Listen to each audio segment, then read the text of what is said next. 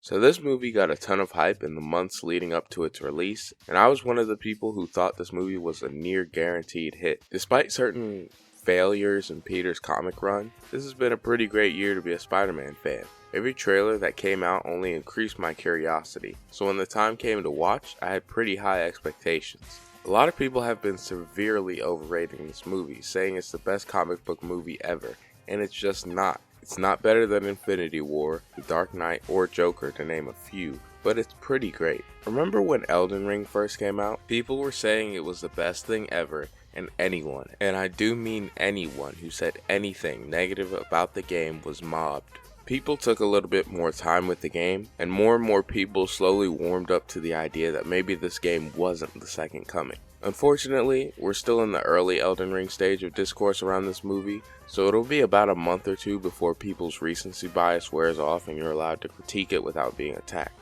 Because I'll be somewhat critical of this movie a little too soon, this video will probably be a little controversial. But now that I've written my longest intro to a video yet, let's get into the meat and potatoes. We start out with Gwen struggling to live her double life and being completely unable to make any friends. It turns out that the Peter of this universe turned himself into a lizard to stand up to a bully, and Gwen tries to stop him, leading to his death. Gwen's father comes in and sees Gwen standing over Peter and assumes she's responsible. This is pretty interesting because technically she is.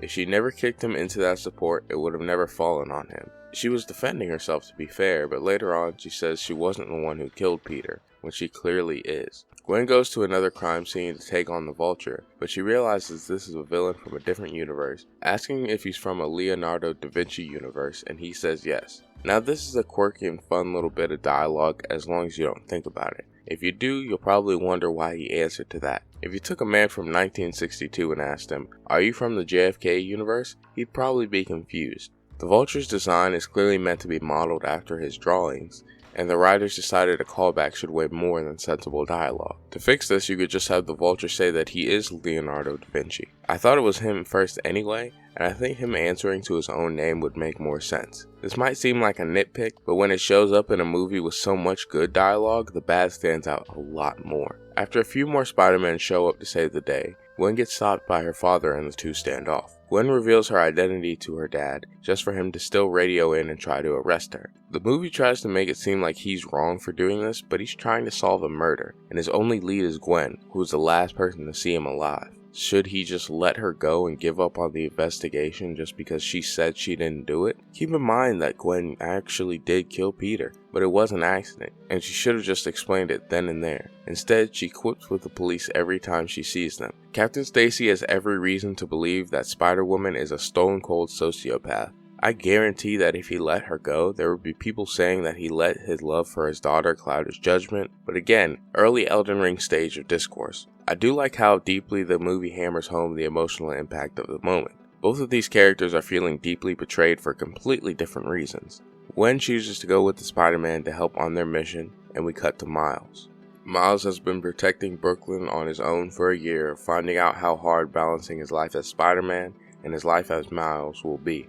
He comes across Spot, a new villain who's trying to steal an ATM because he lost his job after an accident. I like how Spot is trying to be polite to the clerk while robbing him. This shows that he's not used to this type of thing and he really is trying to get by. Miles tries to stop Spot, and this scene is really fun to watch. The animation style of these movies has always been great, and they use that to ramp up the physical comedy to 10. Miles is supposed to be in a meeting right now and he's distracted because of that, so a guy that would never stand a chance against him is giving him real problems. Anyone who thinks Miles isn't Spider-Man needs to watch this scene. This situation has pure Spider-Man written all over it. Miles wants to be in two places at once, and he spreads so thin that both things he's trying to deal with don't get adequate attention. Like how he sends a text as one word because he doesn't have time to use spaces, and the fact that he's on his phone offends Spot, because even though he's new to this game, he still wants to be respected. Miles ties up Spot and heads into the school to get to his meeting. The meeting is a great way to show the Morales family and how they're dealing with Miles having a double life. The scene itself is only about 2 to 3 minutes long, but it feels a lot longer because of all we get out of the scene. Miles has been skipping, he's been letting his grades slip, and while we know that's because he's Spider-Man, his parents just see it as him slacking off. It's even better when the counselor says that the class he's slipping in is Spanish, which leads to him having a full-blown conversation with his mother in Spanish, further showing us how something he should be acing is giving him trouble, because he just doesn't have nearly enough time to devote to it. Miles' mom doesn't even want him going outside the city for college, saying Princeton, New Jersey is way too far, and setting up their heart-to-heart later. Miles and his family both rush out of the meeting once Spot gets out, because even if someone else could take care of Spot pretty easily, they both feel duty-bound to try and help. Spot ends up taking himself out, and Miles as Spider-Man has a heart-to-heart with his father. It's nice to see Miles try to comfort his father while also putting on a voice to mask his identity. It's an interesting metaphor for their relationship. Miles is trying to be a good son for his father, but he has a secret identity to protect, so he puts up a facade, slowly driving a wedge between the two of them. Spot ends up discovering multiversal travel and slowly gets more powerful as Miles prepares for his father's party later that night. He ends up late, making things even worse with his parents, and then when he goes back to his room, Gwen comes through a portal. Gwen and Miles go swinging through the streets, but Gwen disappears for a few minutes, plants a device on the wall, then goes back to Miles. The two then go on top of a building, and Gwen implies that she has a crush on Miles, but neither of them have the nerve to go for what is clearly going on, which is a really realistic way to take things here. These two are young, and neither have had any type of romantic experience. The two go back to the party, and Gwen leaves once Miles' parents start grilling her. Miles' mom decides that Miles is growing, and she can't always be there, so she tells Miles to go after Gwen. Miles follows Gwen into the building that Spot was using as a hideout, and Gwen uses her watch to recreate the events that happened before she arrived. The recreation shows that Spot has figured out how to transport himself through dimensions. I like the fact that Spot found Miles treating him like a fool so offensive that he decides to become the worst thing to ever happen to him. Rivalries carried on by nothing but hate for each other are always fun. Gwen gets a call from her superior telling her to go after Spot, and Miles decides to follow to help her. This is a really big moment for Miles, and the movie treats it as such. The music slowly ramps up as Miles decides that even though this isn't his fight, he wants to help his friend. Miles lands on a new Earth and meets Pavitr, who is the Spider-Man of this universe. Pavitr is a pretty interesting guy, given how he's just like Peter Parker but cooler. The three Spider-Men chase Spot down, which eventually leads them to Alchemex, the place that has a super collider and is how Spot got his powers in the first place. When they get there, Spot puts up a force field and Miles tries to break it, but can't until Hobby, the best new Spider-Man, shows up. Hobby is there for Miles for the rest of the movie, no questions asked. Hobby gives him advice, has a cool art style, the whole 9 yards. Spot uses the collider, and look at this clip right after he does that. Cinema perfection right there.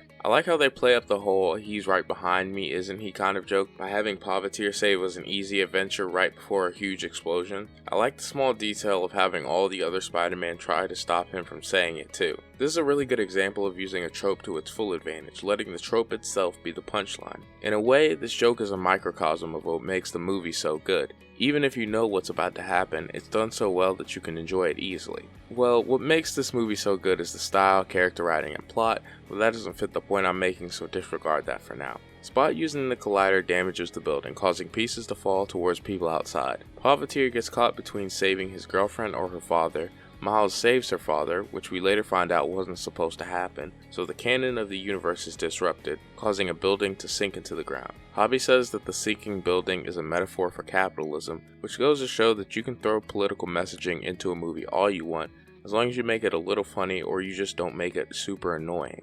Speaking of the sinking building, I like how something Miles or any other Spider-Man would do instinctively, that being saving someone, ultimately hurts the universe.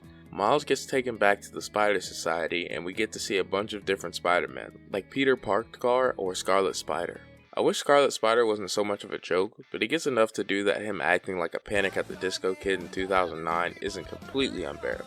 Miles gets taken in to talk to Miguel, who tells him he needs to let his father die, because if he doesn't, his universe will collapse. Miles says he'll figure out how to save both, then we find out why he was getting chased in all the trailers. Again, pure Spider-Man right here. Miles isn't going to just accept losing his father because someone told him he couldn't save him. No Spider-Man would, which makes it crazy that they all expect him to do that. Spectacular Spider-Man of all people speaking up in support of this plan is wild. Miles gets found by Peter, who tries to convince him that this is what needs to happen.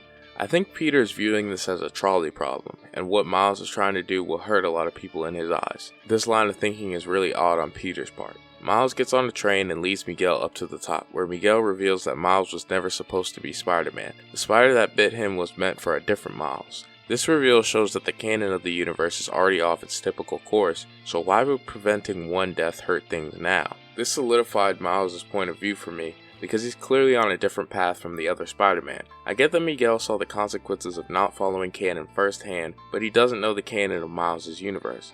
I like how Miles reveals that he's been leading all the spiders away from the society. It's a pretty good plan, and it gives him a window to teleport back to his Earth. The whole time, he's been using the fact that everyone thinks he's just a kid to his advantage, letting them underestimate him so that they would let their guard down. Once Miles gets back to his house, he reveals his identity to his mom, who doesn't know who Spider-Man is. It gets revealed that Miles went to the wrong universe and he gets captured by his uncle and the alternate version of himself.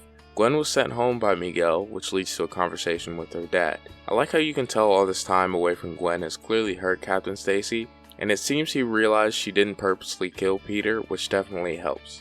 The conversation motivates Gwen, and she rounds up all the Spider-Men who disagree with Miguel, and just as things have reached a perfect boiling point for an epic conclusion to be continued comes across the screen. I was in genuine disbelief when this happened, and I feel like watching this movie and Beyond the Spider-Verse back to back will feel like a more complete movie. As it stands right now, we'll just have to wait. My name is Miles Morales. I'm Brooklyn's one and only Spider-Man, and things are going great.